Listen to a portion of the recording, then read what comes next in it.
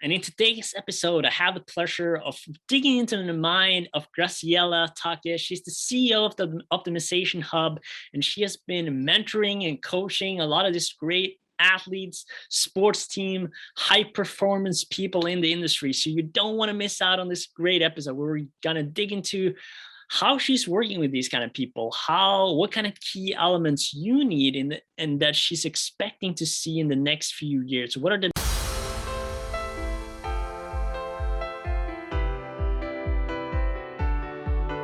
Hey everyone, and welcome back to the SportIn Global podcast. And today I'm here with Graziella. And Graziella, how are you? How's life in Australia these days? Oh, I'm so happy to be here, Ole. It's fantastic. Life is irregular like it is anywhere else around the world, but I'm really pleased to be with you here today and to be in your fantastic environment. And I'm looking outside. It's nighttime here, so you're sitting in the day. I'm at about 10 p.m. at night, and I'm just enjoying seeing my day out, talking to someone wonderful about things that we're both passionate about. Absolutely. Well, it's a pleasure having you here. And I mean, I appreciate you, just doing the podcast, super late, and just being as dedicated as you are. It's amazing. And we're going to have a really cool conversation, about, your background, a lot of, teaching, coaching, leadership, like what you guys are doing at the Optimisation Hub, and just I guess a lot of tips that you have as well from your vast experience in the sport industry, and I think there's a lot of young people just sitting here listening now and just thinking okay, what is Graziella, what is her tips? How can she help me? But we'll get right to that. And before we sort of go into the tips and everything, I want you to just take us a little bit through your journey. How did your journey in the sport industry begin? Take it from the beginning. Take us back to where it all started. Okay, so how far back do you want to go, given I'm 51? Hey, you decide that. It's totally up to you. All right. So once again, thanks for having me here. And one of the big things that is a draw card for me to, one, accept the podcast and think, wow, what a great audience to speak to, is my journey started very young. I'm Maltese Italian of heritage. I was born in Mumbai, India, and my dad used to work with Mother Teresa, and so I traveled around a lot. My parents were diplomats, and one of the things that that really settled me into any community and any environment was sport. So I got to love sport, trying things out, doing things, and my journey in starting the Optimisation Hub didn't start with sport. It's really interesting. It's about doorways, saying yes to things, not knowing where it's going to lead you. It's very much a tapestry of friendships in sport, where I studied at Otago University. I lived in 13 different countries before I was 13 myself. Wow. The journeys that I took, I got to, sit at amazing tables with diplomats and prime ministers at a very young age. And yet I knew what it was like to look at a slum and say, hey, I'm responsible for that. I need to be able to encourage, participate, and give. And that was very much through my dad's work. Yeah. So one of the things that always occurred to me is the human condition and what, allowed us to either thrive or just survive our lives. And very early, I became fascinated with psychology. So I ended up graduating in psychology, in forensics. And I went to Otago University, as I said, and I was surrounded by sports people there. So my love of sport started young. Why I got to where I did, there was some kind of interesting stuff in the way. And a big journey through leadership, working with multinationals, speaking at the United Nations, working in different ways with different people. I remember at a very young age, I think I was 14, I won a ticket to go to a seminar, and my parent, I looked at it, it was a seminar in psychology, and I said to my parents, I don't want to go to this, I'm 14, what am I going to get? They said, no, you should go. So I went along, and I was in this room with 35 men twice my age, all learning about leadership and psychology and how to lead better and behave better. And some of them were sports people as well. Right. And so I went into that room quiet, for a 10-year-old, still, personality, but I just didn't think I belonged in there. Right. But at the end of a 2-day workshop, I was talking, chattering, explaining, being me. And this group of men said to me, thank you, because you've reminded us that we're 14 inside. So one of the things I would say to your audience is that, never let age or a question about whether you belong stand in your way, because the Right. journey that you begin with is not necessarily where you're going to end up, but it's the Yep. things along the way that open doorways. Right. No, that's like such a good insight too. And I think we all, are so focused on like, oh, I'm just, getting older and like, things are, just happening, right? And then you're just like, well, what does your mind look like, right? And I think like as well, I just want to touch a little bit upon your, I guess international, experience already at that young age, being able to like just, live in different countries. And I guess like that has shaped you a lot as a person too. To talk a little bit about like just that, I guess getting the different cultures and perspectives in at an early age, and how that I guess like impacted, I guess your angle with psychology, because I see I would kind of like assume that you get a lot of all these culture, all those insights are sure like you learn a lot about people, and I think that I don't know, like just share your thoughts on like how that has formed you a little bit, I guess. Hugely. I mean, it's probably one of my favorite topics. And Yeah.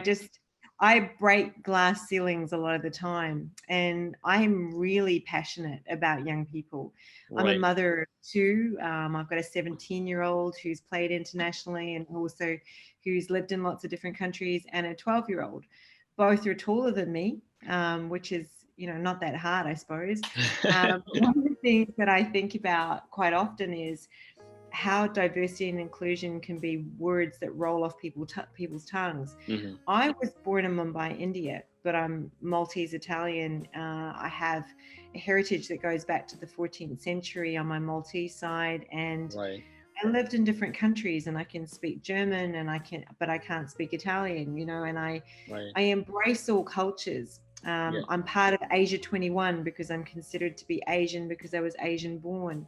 I think what we learn, Eduardo, to come back to your question about cultures and belonging, when you go through living in different countries and you don't see race, creed, color, or gender, you just see people for who they are, Right. and you enjoy them.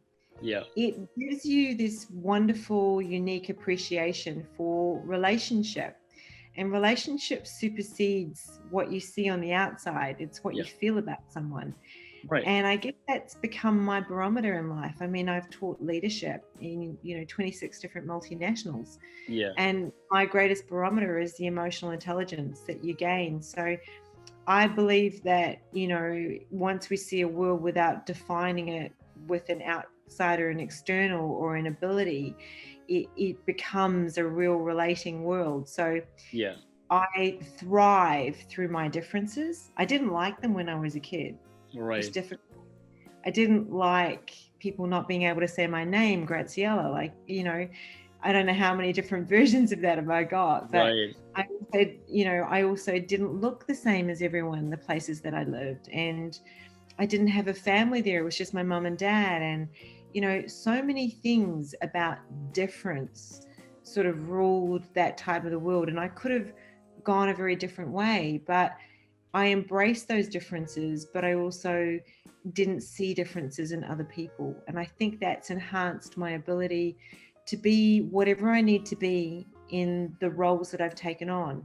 Mm-hmm. And I would say to any young person out there listening to this podcast, especially who wants to get into the sports industry and who's looking at how do I fit myself as a square peg in a round hole, don't worry about it.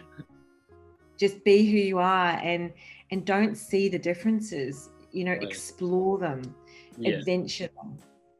No, 100%. And I mean, like, I think, just us as well, talking a little bit behind the scenes here before the podcast was started. We're talking a lot about like your gut feeling, right? And sort of like making a little bit of decisions and sort of like trusting your gut, you know, what it says about people. And I think that was a very interesting, you know, statement. And I mean, like as well, for me being a young leader, right, it's sort of like starting to like trickle the importance of like your emotional, like I guess not necessarily being steered by your emotions, but in a sense like utilizing that in together with your intelligence, right? As you were saying before we started, and I guess like I think like one of the challenges, as I was kind of like framing this, is like a lot of young people, right? As sort of like, you know, they're very passionate, they're very, you know, hungry to kind of like, you know, go in certain directions, and they, you know, maybe have like some set frameworks and goals, but a lot of people are like kind of, you know, they just want to work in sports, you know, that's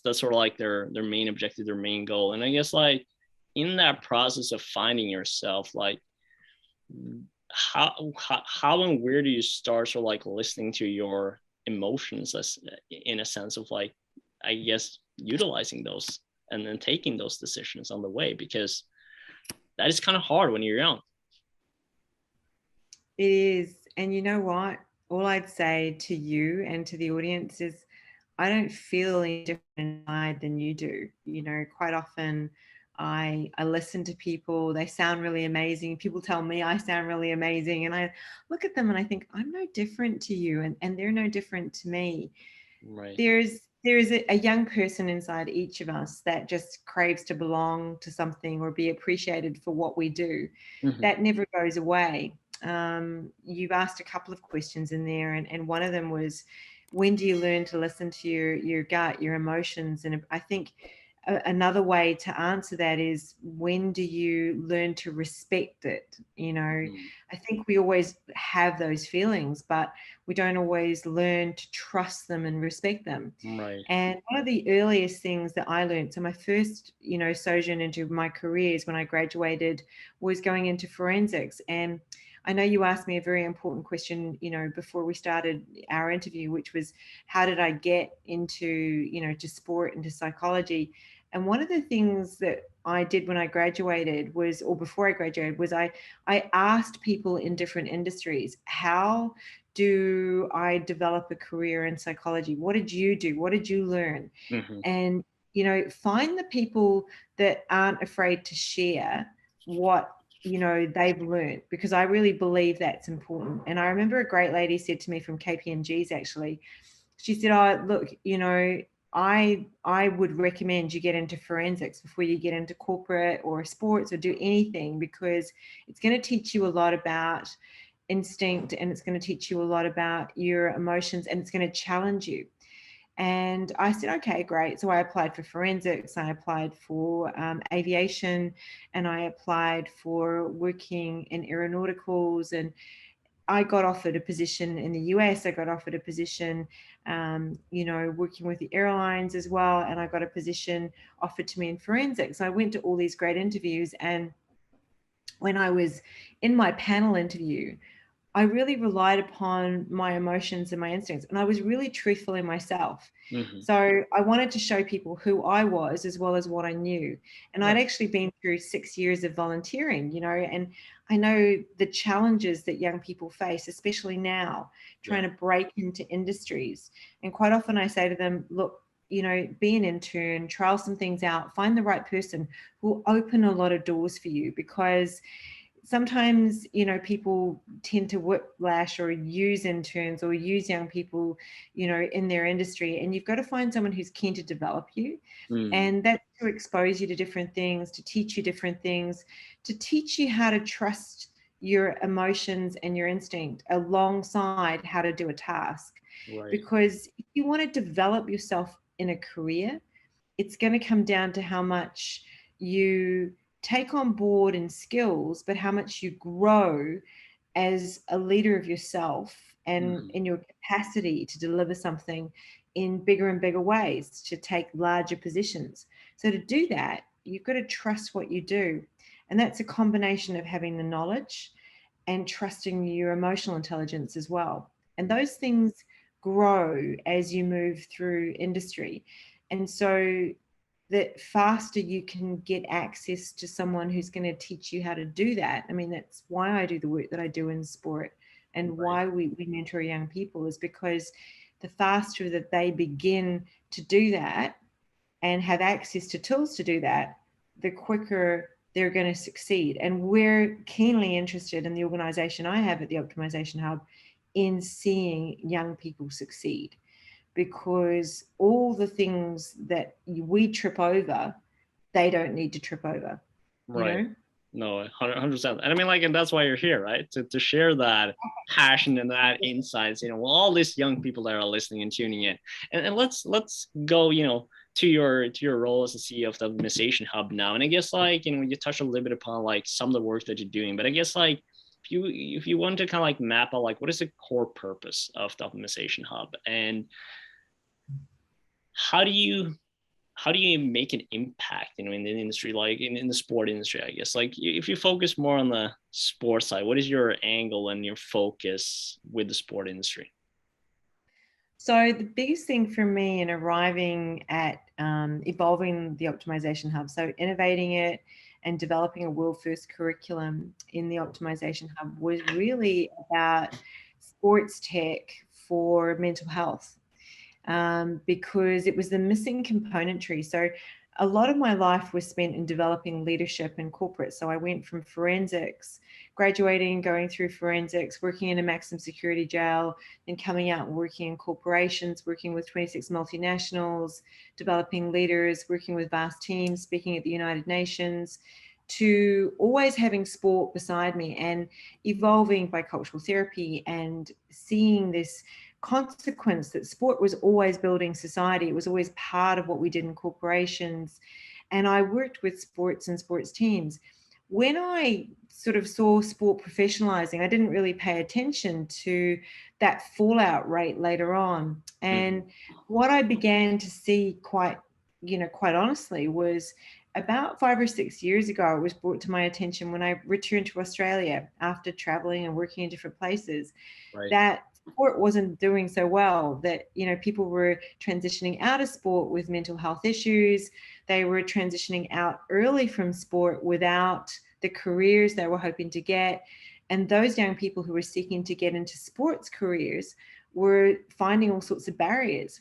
And so the Optimization Hub's sole purpose is to deliver and serve the youth sports population and the sports population in coaching and leadership in the development of the EI and the IE kind of technology, which is the emotional intelligence and also the skills and tools to prevent those either mental health issues, to raise mental agility, to provide skills and tools to fast track success. Now, one thing that gets in the way for every young sports person when they're onboarding into sport or the sports industry is not just their identity or their confidence, but it's also their thought processes, their mental agility, their resilience, their transitional capability. All those things get in the way. Now, in corporations, we teach those tools as you come in, but in sport, nobody teaches you that, nor do they teach you that coming into a sports industry. And so sports industry is one of the youngest industries.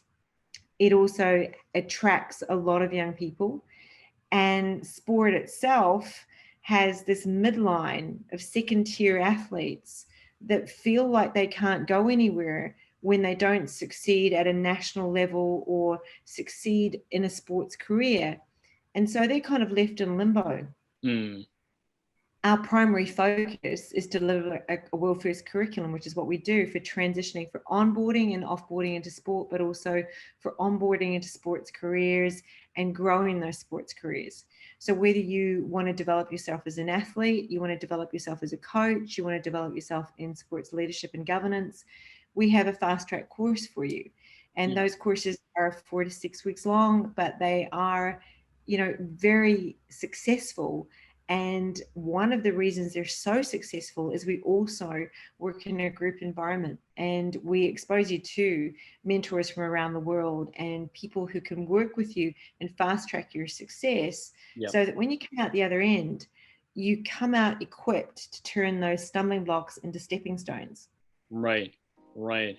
And I guess like as well though, because now, you've been, focusing a lot of this for, since you said like you came back to Australia, kind of like seeing here like how the sport industry was actually at this status and the situation. And as you say, like it is an extremely young industry, and it's so attractive. Like everyone is just kind of like seeing the glamorous side of sports. Everyone thinks they're gonna meet Messi and Ronaldo and like whomever you want to do, right? And you're just like, that's how it is working in sports. But then But you kind of you like, oh, can do that. You you can can, do of that. course. Of Yeah. course. You can do anything. I found myself speaking in Prague beside Ronaldo's doctor. You Right. know, with what you do, your doorways are open. There's limitless capacity and capability. And I want to encourage everyone to go out there and seek it out. But the thing is that, your mind stops you, your habits around, the things that you don't feel that you're able to do, your mental agility stops you all the time. Right. If you've got track of that, and if you're focused here, Yeah. everything's open to you. Right. No, and that's a massive thing. And I wanted to talk a little bit about like how I guess like some of the priorities has changed in the sport industry itself. And obviously, you have tons of experience working with high performance elites like coaches, the teams and everything. And looking a little bit back, like how I guess their priorities were, when you started this and where it is, this year, and especially I guess that also the pandemic itself impacted that. But how is that gonna change, working with these kind of like athletes, coaches, on their priorities? So we've had the privilege of working beside colleges, and our clients are colleges. So we would have 100 or so athletes coming through from a college, or sporting teams working internationally. So we work in 20 different countries around the world. We have trainers all around the world, but we work online on an online platform. It Right. didn't really impact us because our online platform has always been there. It's been accessible. That's why we built it. We knew that the sports industry and that our young people needed something that was fast and economical, but also in touch and really visible and really appealing to their speed and their agility and their needs right then and there. So the platform does that. Right. And the courses are short and succinct. How it changed things for me personally, and maybe for my team, is that I was getting on and off planes as well and speaking at various conferences, and also being able to deliver to audiences internationally every 4 to 6 weeks. I was going Right. someplace. So obviously we're not traveling. Yeah. In some ways it's provided an opportunity. I mean, it saddened me to see how it's impacted our young athletes and our industries and our young people. But I think through this, we can transition really well. We have this wonderful thing called the internet. We have this capacity to do what you and I are doing. You're sitting in Norway and I'm sitting in the Gold Coast. Yeah. Now, I should be at this particular time sitting in Jamaica, but I'm in the Gold Coast. So one of the things that I want to to encourage everyone to think about is the glass isn't half empty, it's full. We're not going through a world war, and we're able to say, yes, we're limited, but look what we can do. I can Right. sit here with you in 2 different time zones and we can make something happen. So that's how we've looked at it at the Optimisation Hub. We have seen the fallout, and we've worked in a very agile way to make sure we're delivering to sport internationally, to its teams, its communities, its people, but also other industries around sport who've needed us, and massive events. Yeah, and you're touching upon something really, really important there too, of like, realizing just the opportunity and focusing on what are the opportunities here instead of the limitations, right? I think everyone were, of course, frustrated about like, okay, I can't go travel. I mean, like, yeah, and I know the feeling. I mean, like 2019 for us, we were like probably half the year we were like gone traveling, like somewhere across Europe, like even Miami, and we were like everywhere, sharing the happy message of SportIn Global and what we do, right? And so suddenly like you can't travel, like everything stops. And then we're just like, well, what can we do? What can we actually achieve out of this? Like, what are some of the things that we can do? And then we just like open an entire new like scope of like, you know, events and listening to like our clients and partners and say like, well, what do they need, right? How can we tailor that based on where we are right now? How do we like elevate that? Because as well as being innovative, being like a startup mindset and in a startup kind of space, you can do this thing a lot faster than a normal organization can. And hence, you know, there's so much opportunity. And thinking about that, though, just narrowing it down to like one individual, you only have to think about yourself. So now you're just like having a world of opportunities of like stuff that you can do. You know, you can use all the tools that are out there to learn new things. You can, you know, connect with people in a lot more easier way probably as well, because people are more acceptable now to having, you know, online calls, having phone calls like Zoom calls or whatever you need, because that's the new normal, right? So it just creates an entire new, you know, way of thinking. And once you sort of like crack a little bit that code of like, okay, there's actually maybe like where you've been kind of stuck in your you know, in Norway and just thinking like, okay, I have to connect with people in Norway, and then you're like, well, actually there's no difference now. Like if I set up a meeting, I can set up with that person like in Norway, or it could be like in the US, or you could be in the Gold Coast, it could be in, you know, wherever it is. The only thing you have to think about is the time zone, right? But I mean, like that's fine. You make it work, you know, and that's how we met. That's how we spoke, you know, through like, you know, digital events, through like, you know, meeting different kind of people, and you know, now we're working together. So there's a lot of possibilities, but it's like, how do we open the eyes of like seeing that? Because I think that's a very hard thing to do as well. Like in the pandemic, like everyone's just like so focused on their, oh, like my cases, you know, situations happening, and then you're just like, what where do I start? You know, how can I, you know, start looking and opening our eyes? And that's why it's so important what you guys are doing, you know, like just providing those, you know, courses, those opportunities. And once you sort of like, again, seeing that opportunity and taking advantage of it, like there's so much that you can do, but you gotta help, we gotta help them a little bit, you know, to open their eyes. You know, that is such an insightful and important thing to say, because I often think about it like, you know, when you go to a massive event, I know that when I spoke at Sport Accord on a panel, and I spoke at a medical conference, you kind of, you're at those conferences, people come and talk to you. Right. And then when you go to something, you've got to go and network and talk to people. So quite often, you know, I would speak in an event and I'd get, you know, people coming up to talk to me afterwards, and then I'd find myself going 4 different places, 4 different countries to go and talk post that event because they liked what they heard. Right. One of the key things I think for every young person is learn how to use your room. You know, so find out what your room is and learn how to use it. Learn how to network, because your room is now this online environment, this online ability. And I think SportIn Global provides that incredible platform. You know, attend courses, get to know people, and make sure that you network, you go and you attend online events, because they're out there and they're available to you.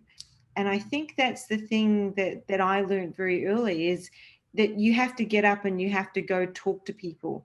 Now, you don't have to go very far in this pandemic, because you have to talk to people in this environment. Now, there are different sorts of limitations going on in different countries. Some countries are open, some countries are closed. Vaccines are changing things a little bit. And we can't predict the future, but we can decide what we want it to look like, and that it's not going to be limited. So if you know where you want to end up, how you get there is probably going to need a couple of contingencies in a very changing and adaptable environment. But it's equally important to be able to use every room that you're in to just be open, be authentic, be who you are, and learn and expose yourself to skills and tools. I mean, I can't impress enough how I value the tools that we teach, because we used to teach them to leaders all around the world, and they often said to us, we wish we had these tools when we were young. Right. I believe the toolkit that we teach people is priceless for life. You know, it's the greatest gift. Yeah. I believe that platforms like SportIn Global, where you put yourself up and you put yourself out there and you're telling people a bit about what you're doing and you're developing, that is equally important. Attending as many events as you can go to is important, and asking questions. So in this environment, you have to make everything about what's your room. What do you want it to be? It can be as big or small as you want it to be. Yeah. Don't make it small.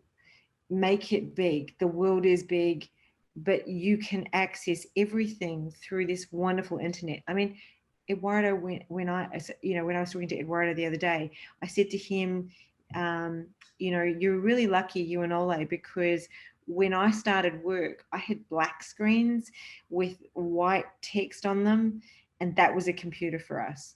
I had a phone that opened like this, right? And someone gave me a phone in a suitcase when I started work in my 20s, and I went, what is this thing? Look at this. Look at what we've got. Right. You know, you can find anything you want to find out. So get excited. And if you feel scared or you feel like you don't know what you're doing, just reach out and ask for that help. Find those mentors, find the people who can help you get there, because your room is only as small as you want to make it. Right. So that's the clip of the podcast. What's your room? Find your room. For sure. I wanted to go a little bit onto like, I guess like from, of course, like the Optimisation Hub, but also personally, like mentoring a lot of these, young athletes, plus, sport professionals coming up in the industry, and looking at what are some of the key demands you foresee in the next few years. Just a little bit crystal ball here, like looking ahead, like what are some of the, key demands you foresee for them? I see the biggest barrier in our world being uncertainty. And I see the demands at the moment being slightly exacerbated by the anxiety and the uncertainty of the future and some lost hopes. Right. I also see the economic strains that are coming up around the world, and the importance of avoiding media that overemphasizes the anxiety. And again, coming back to creating your room, I find with some of the governance and leadership work that I'm doing at the moment, it's very much about reinforcing some of the things that we've been talking about here. Yes, we teach governance, yes, we teach leadership, but we're also bolstering everyone's individual capacity to trust themselves, to be able to orient past anything that occurs. Mm-hmm. I think there's a sense of hopelessness in some situations, but there's also a sense of concern about things such as, the integrity of certain industries. Will I be able to get someplace? And I think those barriers are exacerbated by not being able to plan the way we used to. So I find myself in lots of mentoring situations saying one really important thing: just go do it. Don't sit there and overthink everything and overanalyze. Shut off the media that is telling you to be anxious. Instead, turn on your own choices and, start to move ahead. And I think it's just more the sense of ingrained uncertainty that's providing barriers right now. Yeah. No, for sure. I hope that answered your question. Yeah, no, it really does, because I think it's important for these young people to kind of like just think a little bit about like what are some of the key things I have to focus on right now. And I think you're touching upon a very like important issue of like just that you kind of like, before it was a lot easier to kind of like plan your future in a sense. I know that's kind of like sounds very cliche and kind of weird, but it was sort of like everyone was like, people didn't see like limitations, right? Because nobody was picturing a world pandemic, right? And then kind of like everything just turned upside down, and you kind of like, well, what do we do now, right? And I guess guess it's sort of like as well what you were talking about of like, knowing your room. And I guess like that room as well can, grow or shrink accordingly to like where you're going, in that path as well of like, how do you, maintain your, or bring your room with you, wherever you're going, right? And so that kind of like opens an entirely, different focus where maybe you were very, I guess, had a very big room if you were still talking about a room perspective. And then now maybe it's easier to just like narrow it down and kind of like, okay, start with you, right? Start with like, where do I go from here? And you talk a lot about like, what are kind of the people that you have in that room with you, right? So bringing that kind of like element in of like guiding you to that, end goal or wherever that is, because I guess as well, like, although there's a lot of people that's been involved in a lot of different situations and scenarios, this pandemic was new for everyone, right? And everyone had to kind of like figure it out and solve it in a sense. And being able to have people like yourself, like others, involved in that room with you, to kind of like guide you a little bit, making sure that, okay, how do you solve those, challenges that are coming and are here right now. And I mean, like one of the key things we've been focusing about is the flexibility, right? Adaptability to people. Like, how do you adapt, right? And I think like that's one of the key lessons I see like with the pandemics, like your adaptability. It's a great time to be able to, working on being more adaptable to the situations, because it's not going to be the last time some situation is going to come up. Maybe like the pandemic, maybe we'll have a new one. Maybe nobody knows, right? Well, one of the things that you touched on there was adaptability. And in my former life, I used to work as a change agent as well in corporations. Mm-hmm. And one of the things we were constantly trying to teach people in leadership was how to manage change, how to maintain resilience through change, because change is a constant. It's the only thing you can't, Right. stop. But also we were looking at engagement, how engaged do you stay through change, which is reliant upon your resilience. And so focus and those mental skills I was talking about were key assets during those times of teaching leadership. Mm-hmm. And I really truthfully believe, and I guess coming back to that concept of a room, when you begin an organization or a business, you form an advisory board. You always find a group of advisors who will help you to take those steps ahead. You'll have a legal advisor, a financial advisor, an insurance advisor, all those people that are there, but then you'll also get some mentoring. And so often businesses have an advisory board or advisory capacity. Yeah. You have another couple of things that influence us in this particular world now, and that's media and Mm-hmm. social media, which is that race to consistently get ahead of comparison.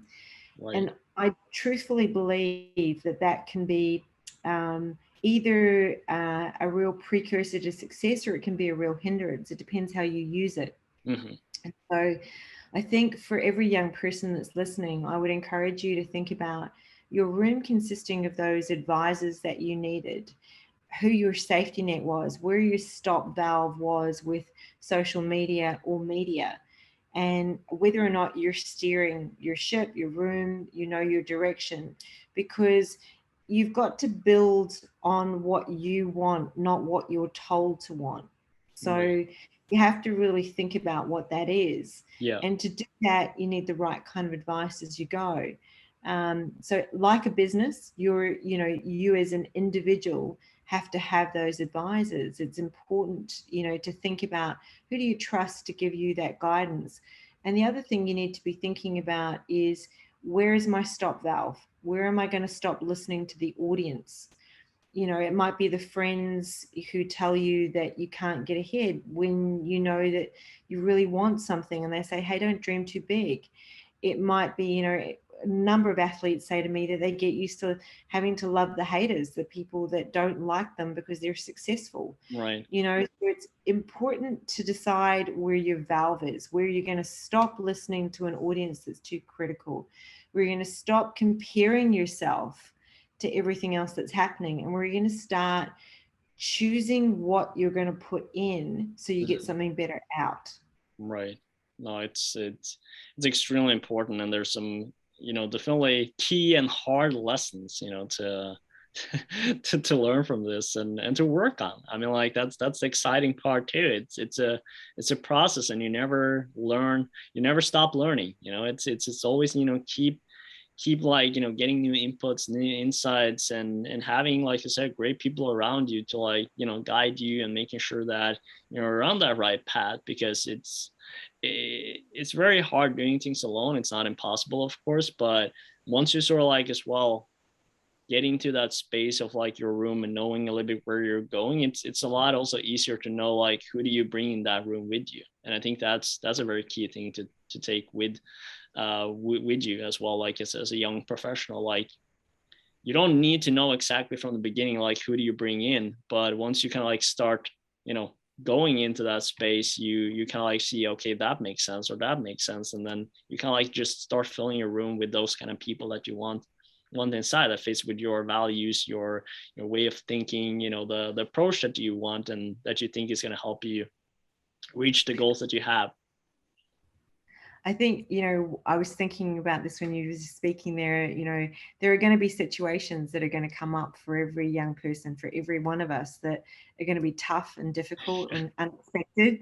And we're going to sit there and go, oh my gosh. And I remember, when I walked into a maximum security jail for the very first time, and I was the youngest female, and I came in, head tied back like this, and shirt buttoned up to here, and no makeup on, and kind of walked in and went, right, this is something I really want to be doing. And I remember I had male counterparts, and they stood behind me and said, and I said, oh, why are you standing behind me? And they said, well, we need to see people's response to you. We need to see their response to you. So walked in the first set of grills, and of course the grills close, and you're in there with all these inmates. And, towards me in that jail walked an amazing guy at that point in time. He was our kaumātua. So this was in New Zealand.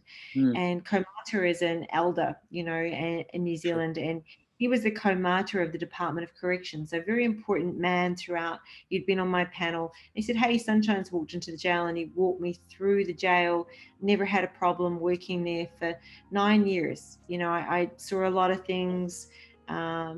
I went through a lot of experiences, and a lot of them I can't really narrate. I saw horrific things that men could do to each other, and that did, to other human beings. Yeah. But I think the importance is, when I walked into that jail, I took my room with me, which is something you said before. And my response to things that, other people put in front of me that is supposed to be fearful is, I'd rather that you hear my voice than my attitude. So I'd rather that you hear me say, yeah, definitely, I'll give that a go. And not an attitude from me, not a defensiveness. So I'm always about saying yes to things and knowing that I can trust myself to get through them. And if I don't know how to get through them, that I'm going to have the right people around me to rely on. So when you're alone in situations, that's when these habits that we're talking about really come into play. Because you're going to have to combat something at some point that you don't know how to handle. Whether you're going into your first career, or you're into your first boardroom, or you don't know what you want to be doing with your life, and you're sitting, in an apartment someplace, or, in a library or a university, or walking down the road thinking, I'm afraid, I don't know what to do next. That's when you've got to grab hold of your room. Yeah. Oh, it's that's a I mean, like, I think we almost had to have, like, an own episode on your prison experience. Like, it sounds, for those of you that are, like, coming in right at this point and just hearing, like, prison experience, it sounds very very fascinating. But no, but on a serious note, though, I mean, like, I guess you learn a lot about people too, like, being in that position again, and just seeing, I guess, a lot of people in their lowest, as well. And kind of, like, as you were saying, like, a lot of different things, coming up of that. And then through that, you learn a lot about yourself as well, and how to, like, okay, so you're saying, like, bringing your room with you. I wanted to kind of, like, start start wrapping up here in a sense, and first and foremost, I just want to like congratulate you on being the 2020 overall inspirational leadership award winner. That's pretty cool though. Congratulations. How does it feel? It felt pretty good to get that at the time. I mean, it was unexpected. Yeah. And I feel really privileged to get an award, but really humbled as well, because you're always in really incredible company. Yeah. You're awarded with something, you look around and you think, wow, these people are pretty incredible. And I guess what Who are comes with you? that, what comes with that too is I just want to go on inspiring, you know, and I think about achieving an award as a woman, and I look around me at other young women and I say, you can do this too, and other young men, and you know, those who have accessibility challenges. I'm always about, when I've attained something, how does this make way for others to do it better and do it faster? Yeah. So thank you. It feels amazing. But I have to say that a lot of the time, I think my greatest achievement is being a mother. So doing I doing can't that unfortunately relate to that. So, you know, I'll, I I'll, know. I'll I go know. for You took some it awards along or the way. something instead. No, but that's great, and I mean, like, yeah, no, I can you know, understand, you know, that as well, and I guess, like, you know, for you, you know, now you're, I guess, your biggest, what can I say, your biggest focus is like, how do you help your kids succeed, right? And like make sure that they're happy and that they're following their path and journey, and you know, are happy on their way in life. That's, I must be the happiest achievement. Well, I've got to let you in a secret. They parent me. They're actually the bosses of the house, so There you go. they're pretty good. There you go. I think the younger Insights at generation SportIn is Global leading Podcast. the way. There you go. We get it. The news comes first at SportIn Global Podcast. No, but I wanted to sort of like, you know, wrap up here. I mean, like, we've been, you know, touching upon like a lot of different insights, a lot of different tips, guidance, like on true, like, you know, different kind of topics and journeys, and I wanted to sort of like just narrow it down a little bit, like just kind of like finalize this, you know, at the end here, and of course, like you talked about, like, you know, some key tips for students, professionals, you know, kind of like in the space that we are right now, but just try to kind of like just, you know, if there's, based on everything that we talked about, like if there's like just a few key things that you just like that they're gonna sit back with now as you know, as finalizing in the podcast here, what were some of the key things that they should remember from this podcast? What are some of the key tips that they should bring with them, and that they're like, okay, I'm done listening with the podcast, this is the actions I'm gonna take, you know, after this? What would that be? For any young person that wants to get into the sports industry or get into any industry, Yeah.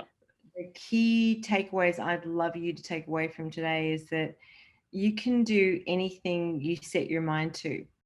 The first thing you've got to do is be a little bit kind to yourself and decide what, you know, are your big, hairy, audacious goals, your things that you think you can't achieve. Write those down, and then decide, you know, who you can get the best experience from, and start to research what they do, how they do that, and then think about who your advisors need to be, and start to build that safety and that trust both in yourself and in the into the environments that you want to be part of, and know that you've got safe people that are your go-to people, because when you've got that, you can go and work with that environment knowing that you've got some solid structures in place. Mm-hmm. Don't expect everything to go perfectly. Know that if it doesn't go perfectly through one closed door, there's another open door. So whenever something shuts down or doesn't feel right, listen to the instinct. Don't feel bad or sad about it. Just sit with it for a little while and look at other opportunities, and be aware that in 2 or 3 weeks, it's going to turn. Something else is going to happen. Have other routines that you have in place that keep you moving in a certain direction. Make sure that you stay stimulated and mentally agile around the things that you want to be doing. And, you know, you're going to get there. You're going to get to where you want to get to. But you have to make sure that the basics are always taken care of. Say yes, be kind to people, make sure that, you know, you're working with other people, and try not to, you know, just think about yourself. Because if you're in an act of giving, if you're going out there and you want to learn, if you give your time to people, quite often that can turn into a role as well. Yeah, no, for sure. I mean, like, it's just a perfect way to end this podcast with Graziella.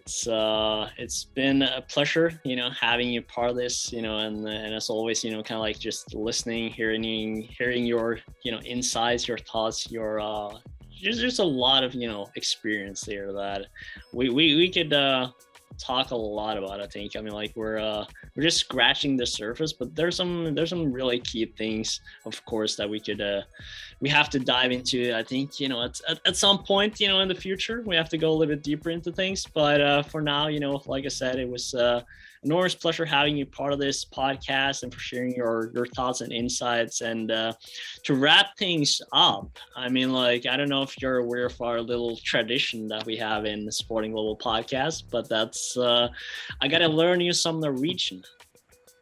That's the tradition. I love this. Go on, give me some Norwegian. I'd love it. Well, I mean, like, we have to bring something back, you know, like they're feeding us with so much. So with every you know, podcast video we do, we always finish with "Vi snakkes," which means "see you later" in Norwegian. So there you go. There you go. Yeah, amazing, great job. I mean, like, I'm so what can I say? I'm so gladly and happy about, like, everyone is like they're like so good at saying it. I'm like, maybe my language isn't that hard anymore. I love it. Vi snakkes, and I can't wait till I see you again. Awesome. Vi snakkes. Take care. Thank you. Bye bye.